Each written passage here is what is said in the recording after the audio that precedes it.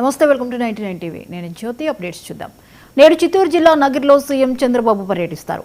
ఉదయం 11:30కు చిత్తూరు, బంగారుపాళ్యం, ఐరాలకు చెందిన స్వచ్ఛ రథాలను లాంఛనంగా ప్రారంభిస్తారు. అనంతరం పలు అభివృద్ధి కార్యక్రమాల్లో పాల్గొంటారు. మధ్యాహ్నం సాంఘిక సంక్షేమ శాఖకు చెందిన బాలుర బాలికల వసతి గృహాల దగ్గరకు చేరుకుని నెట్ జీరో వేస్ట్ కాన్సెప్ట్ను ప్రారంభిస్తారు. ఆ తర్వాత టీడీపీ నేతలు శ్రేణుల సమావేశంలో పాల్గొని వారికి దిశానిర్దేశం చేస్తారు. స్వచ్ఛాంధ్ర కార్యక్రమం సందర్భంగా గౌరవనీయులు ముఖ్యమంత్రి వర్యులు 24 తిథికి నగరి కాన్స్టిట్యున్సీలో నగరి మున్సిపాలిటీకి వస్తున్నారు. మనందరికీ తెలుసు, గత సంవత్సరం ప్రభుత్వం ద్వారా స్వర్ణాంధ్ర స్వచ్ఛాంధ్ర కార్యక్రమం ప్రారంభించడం జరిగింది. ఈ కార్యక్రమం ముఖ్య ఉద్దేశం మన ఊరు, మన నగరం శుభ్రంగా ఉండాలి. అందరూ బేసికలీ శానిటేషన్ గురించి ఆలోచన చేయాలి. పరిశుద్ధ కార్మికులు ఎవరెవరు ఉన్నారు వాళ్ళకి మనం అందరూ రెస్పెక్ట్ ఇవ్వాలి. మన చిత్తూరు జిల్లాలో చూస్తే సుమారుగా 2000 పరిశుద్ధ కార్మికులు ఉన్నారు. వాళ్ళు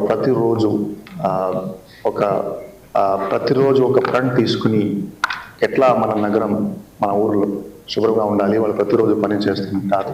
సో ఈ సందర్భంగా వాళ్ళకి మనమందరూ అభినందన తెలియజేస్తున్నాము. సో సీఎం గారు ఒక ప్రజావేదిక కార్యక్రమంలో పాల్గొంటారు. తర్వాత అక్కడ ఈ ఆటోస్ స్వచ్ఛరథం లాంచ్ చేయడం జరుగుతాయి. ఇంకా కాకుండా 1 family 1 entrepreneurship, primary agriculture sector సంబంధించి స్టాల్స్ కూడా ఉంటాయి. మరియు సీఎం గారు తర్వాత ప్రజకి ఒక మంచి సందేశం కూడా ఇస్తారు. తర్వాత సీఎం గారు ఒక social welfare boys and girls hostel కూడా విజిట్ చేస్తారు.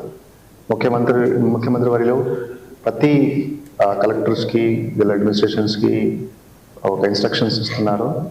మన హాస్టల్స్ బాగుండాలి, హాస్టల్స్ మీద ఫోకస్ పెట్టాలి.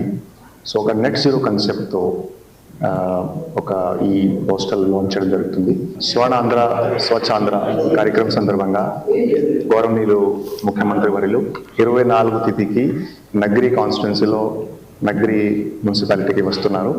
మనందరికీ తెలుసు, గత సంవత్సరం ప్రభుత్వం ద్వారా స్వర్ణాంధ్ర స్వచ్ఛాంధ్ర కార్యక్రమం ప్రారంభించడం జరిగింది. ఈ కార్యక్రమం ముఖ్య ఉద్దేశం మన ఊరు, మన నగరం శుభ్రంగా ఉండాలి. అందరూ బేసికలీ శానిటేషన్ గురించి ఆలోచన చేయాలి. పరిశుద్ధ కార్మికులు ఎవరెవరు ఉన్నారు వాళ్ళకి మనం అందరూ రెస్పెక్ట్ ఇవ్వాలి. మన చిత్తూరు జిల్లాలో చూస్తే సుమారుగా 2000 పరిశుద్ధ కార్మికులు ఉన్నారు. వాళ్ళు ప్రతిరోజు ఫోన్ ట్యాపింగ్ కేసు విచారణ